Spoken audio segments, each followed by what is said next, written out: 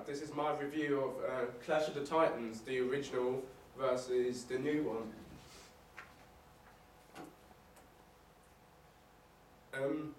The film basically is based on a demigod called Perseus, who's the son of Zeus, and he fights several mythical creatures such as Medusa and the Kraken in order to save the Princess Andromeda.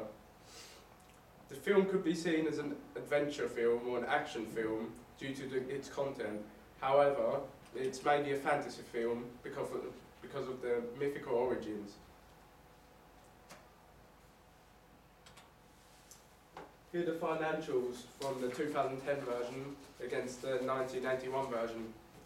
The budget for the 2010 version was over $125 million, whereas the 1981 version merely had $15 million, just $15.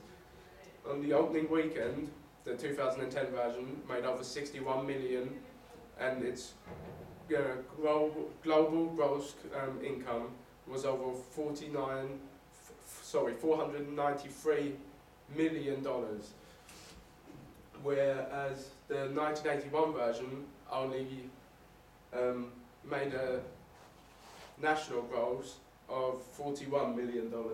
However, it was the 11th highest grossing film of 1981. Here's a list of the cast and crew members. The director for the 2010 version was Louis Leterrier, and the producer was Basil Invenke. Liam Neeson, as well as Alexa Davalos and Sam Worthington, all starred in the 2010 version. Leterrier actually worked as an executive producer on the sequel called Wrath of the Titans. Desmond Davis directed the 1981 version when Ray Harryhausen, who, by the way, is a novelty in the stop-motion animation model known as Dynamation, as he was the creator.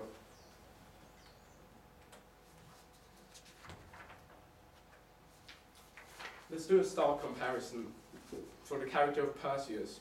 In the 2010 version, Perseus was played by Sam Worthington, and this actor made his debut in 2000 in the film Boatman, directed by Dane Carey.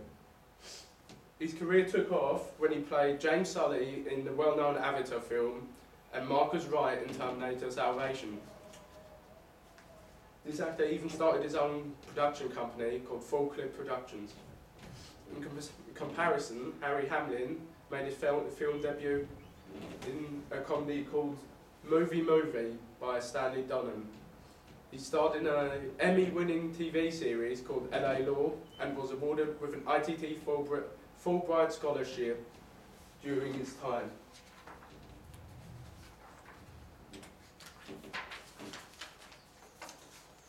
Another stark comparison is the role of Zeus that was played by Liam Neeson in the 2010 version.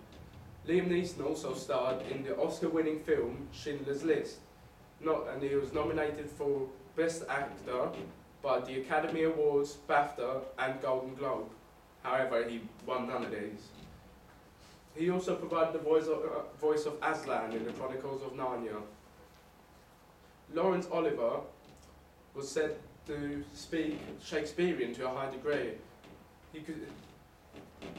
Charles Bennett, an English playwright, said he could speak William Shakespeare's lines as naturally as if he were actually thinking them.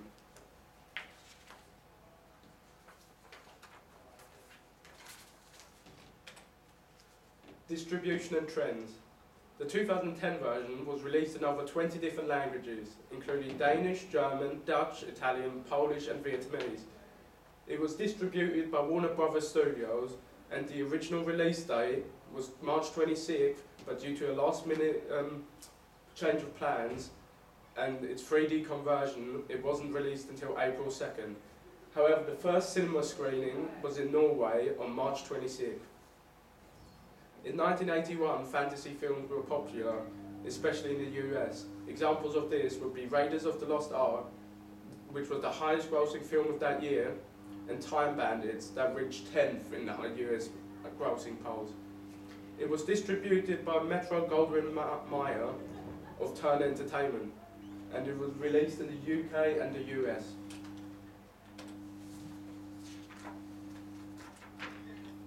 Right, now the technologies behind the actual filming.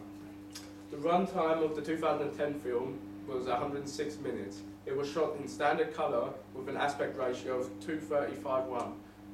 The format was a digital format. However, there was a 3D format called D-Cinema, in which it was also converted into.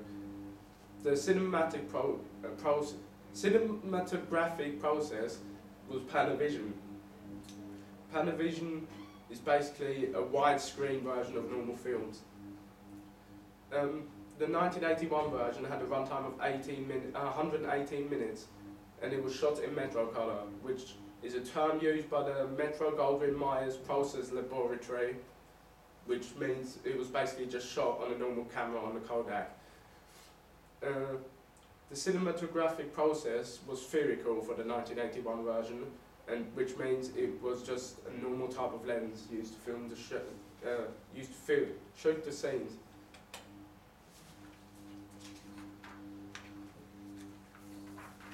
Social, political, and regulatory factors. In the 1980s, the American media industry showed how much society strived for financial success.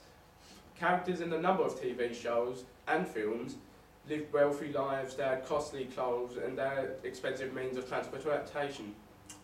America and the United Kingdom also adopted the laissez-faire policy in the 1980s. This basically means the freedom of any government restrictions during financial transactions between private parties. In a way, Clash of the Titans could be interpreted as a metaphor for this.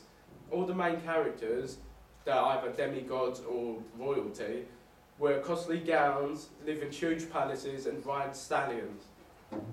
The beating of the gods and freedom from them within the film could also be symbolism for the new politics, the laissez-faire policies that were being put in place by the UK and the US.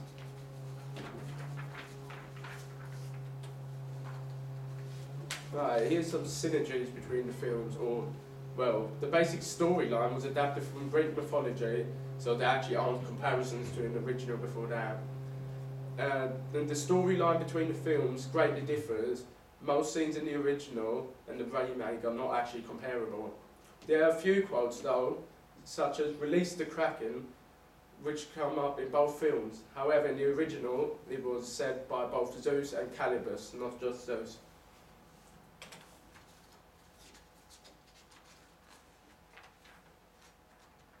Right, this is my overview of Clash of the Titans. Despite the 2010 financial success, it got many negative reviews by critics. Because of its remake's heavy CGI use, the aesthetic qualities are, however, more appealing to me than the original were. The remake also has a lot more action and it's more in your face than the original. The original dragged some of the build-up scenes out too much, making the overall pacing of the storyline just too slow for my liking. The character progression in the original seems somewhat sudden over the course of the film. 1 second they'll say one thing, the next second their character will completely change. The original is more historically correct, makes this, to me, it's more intellectually satisfying. But overall, I think the remake's a decent film, but the storyline itself does not do the original justice. I give the remake 2 stars out of 5 and the original 3 stars out of 5.